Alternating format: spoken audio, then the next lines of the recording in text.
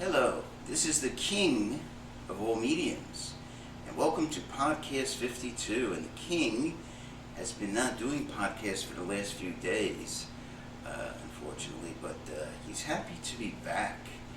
And so the king's going to announce his, don't you hate when people use the name of the third person like me? Yeah, I hate that too. So the king's going to announce his new format. So I'm thinking again, always trying to improve things. Everyone should do that. They always try to improve their, whatever they can make better. So, again, the views, highest rated video in this phase is about 30.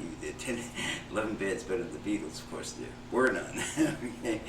And so what I'm trying to do at this point is, my goal is to get about 100, around the average 100 views per video, and maybe like 15 subscribers. I have 7 now, so I'd like to get that. So here's the new format. So basically what I'm going to do is I'm going to have either a find video, which is today, I'm going to show you my new finds, or I'm going to discuss a subject, So for instance, I could talk about evolution, evolution, quick 10-minute lesson in evolution for you fundamentalists who don't believe in it, okay? So if you don't believe in evolution, this might be good for you. And then it's this way the podcasts are shorter and in more bite-sized segments. Okay, so today the finds, also on my at Hip Dave's Lounge, Twitter feed, I'm going to have pictures of each find. So hopefully that will draw the people in to the podcast. Okay, so you gotta try something. Always gotta try something new. Something not working, try something new. Okay. The king wasn't ill. He's just, I don't know what I was.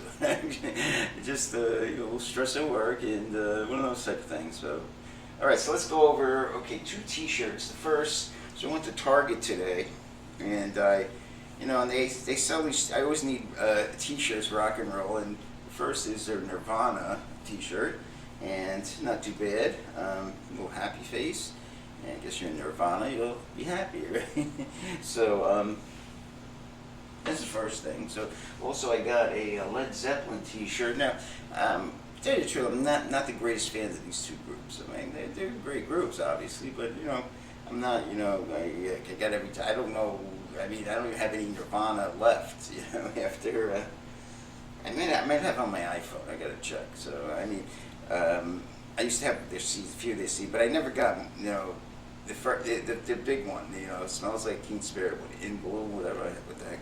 And this is Led Zeppelin, United States of America, 1977. So. How much does this cost?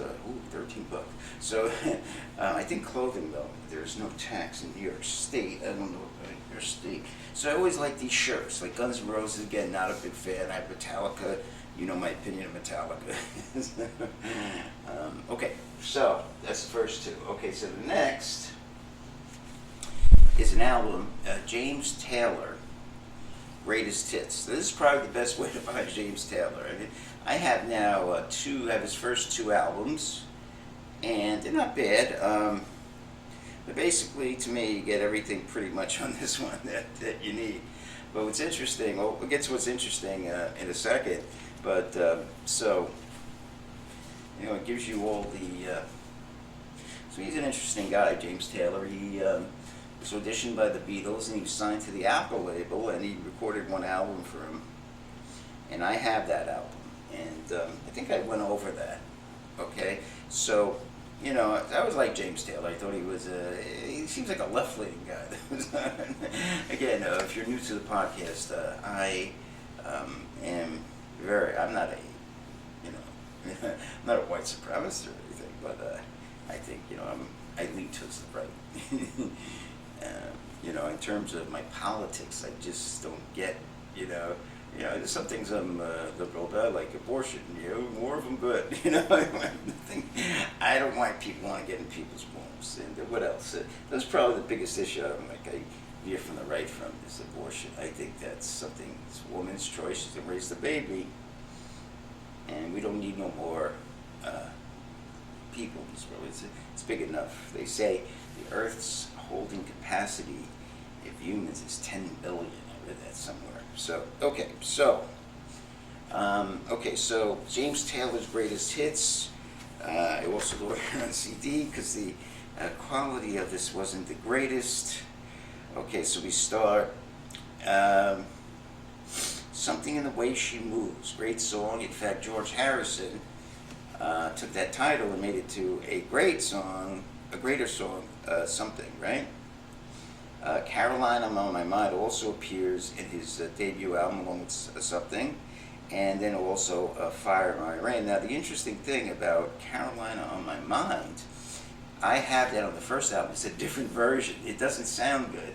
So I said, wow, that's not the sex. I had this album. I used to have this album, and he re-recorded it. Okay? From the second album, Sweet Baby Jane's, great song. Country Road, very good song. You Got a Friend. That's Carole King song, but I think he does a better version of it, to tell you the truth. Don't Let Me Be Lonely at Night. That's a good song, nothing great. Walking Man, good song, nothing great. How Sweet It Is. That's a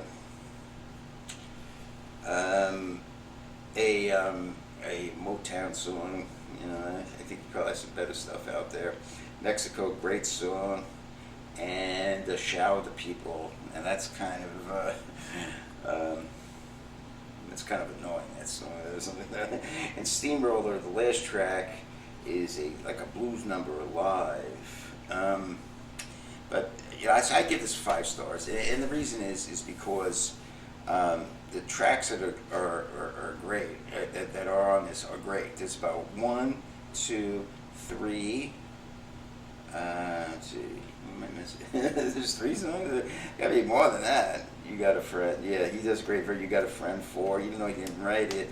Sweet Baby Jane's, I consider a great song. Country Road's a great song. So I say there's at least 6 great songs. Mexico, 7 on this album. The other 4 are pretty good, except for Shower the People. So I give this a 5-star. Great album. Somebody, you know, I was thinking another Paul Simon. I wanted to get, you know, the Graceland. The record after it's pretty good too. So, you know. By the way, I'm having a moratorium in May. No buying any albums or anything I don't need.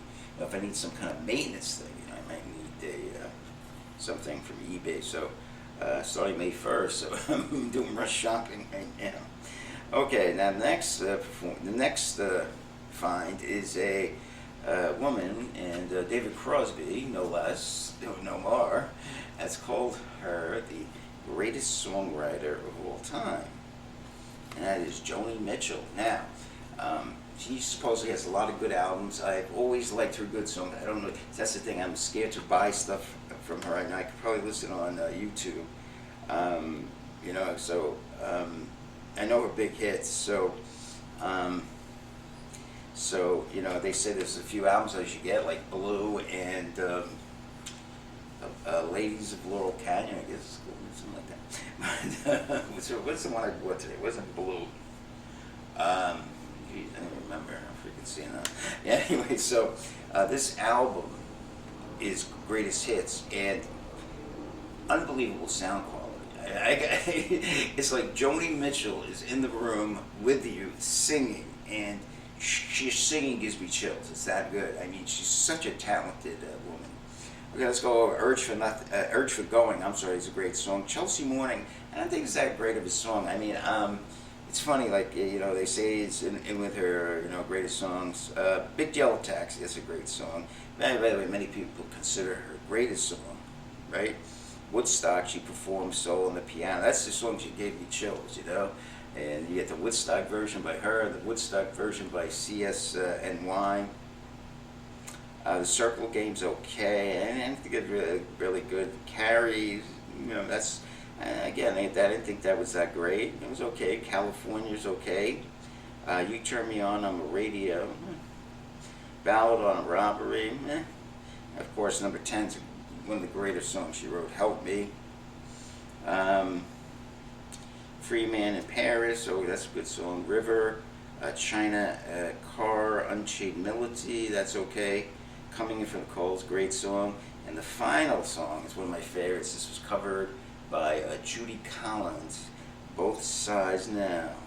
Okay, can't hit those. I do a cover right now for you, but I just can't hit those high notes. I've seen clouds from both sides now and living. Okay, so Joni Mitchell, terrific. So I bought another one of Chord and Spark. That's the album I bought. You know, so I wanted to get a solo just to see if probably gonna end there. I'm not gonna be obsessive like Jimi Hendrix. Now, speaking of Jimi Hendrix, I got a book on him, and it's called Jimi Hendrix: The Ultimate Experience, an illustrated encyclopedia of live concerts and sessions, and it's written by John McDermott with Eddie Kramer and Billy Cox. Eddie Kramer, of course, was Jimmy's engineer, very smart man. He knows Hendrix inside out, and Billy Cox, his bassist after Noel Redding, and they were good friends. And Jimmy called him after Noel left the band. He said, "Come over." And you've listened to both bassists, you could see Billy Cox is a lot better bassist. He said Billy Cox was a great bassist, and he's still alive. And one of the stories I read was that at the time Jimmy died, so about a week before Jimmy died, I read Noel Redding's biography. Okay, so about a week before Jimmy died, what happened was someone spiked Billy Cox's drink with LSD. Okay, so what happened was he was out of commission for a while.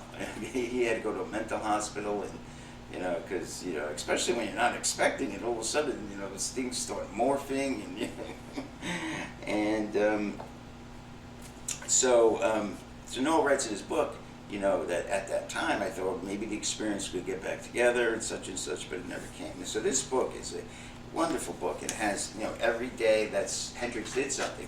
Oddly enough, though, June 6th, 1967 wasn't in here. I'm trying to figure this out. Like, in fact, Thursday, May 4th, 1967, BBC TV, Lime Grove Studios, London, England, setlist Purple Haze. Now, June 6th, of course, 1967, is the Monterey Pop Festival. And I don't know why they skipped that. You figure that would be one of the, that's where Jimmy made his big leap. Okay, so that's the podcast for today. So we're going to keep them short. Let me tell you about this week. So this week we going to have Compact Disc 2, and we're going to do another 8-track. We're going to bring back the 8-tracks. I have a few left. And what else? We're going to, I don't know, Thursday night is Potpourri, okay? So I'll tell you what the Potpourri is. You've been so good for listening to me. The Potpourri is basically, I'm going to retweet every, the top 10 most viewed songs, okay? And there'll be 2 bonus tracks, okay? There'll be 2 bonus tracks. Friday will be cassette, and Saturday will be a video. Okay. Also on the weekend, very exciting. The 16-man, 3-man band contest has gone down to 8. The only really big surprise was Thin Lizzy beat out Grand Funk. Now, in my opinion, there's nothing wrong with Thin Lizzy; they're okay. But Grand Funk is a much better band. Okay, let me give you some stats: 19 charting singles, 4 top 10s, 2 number 1s.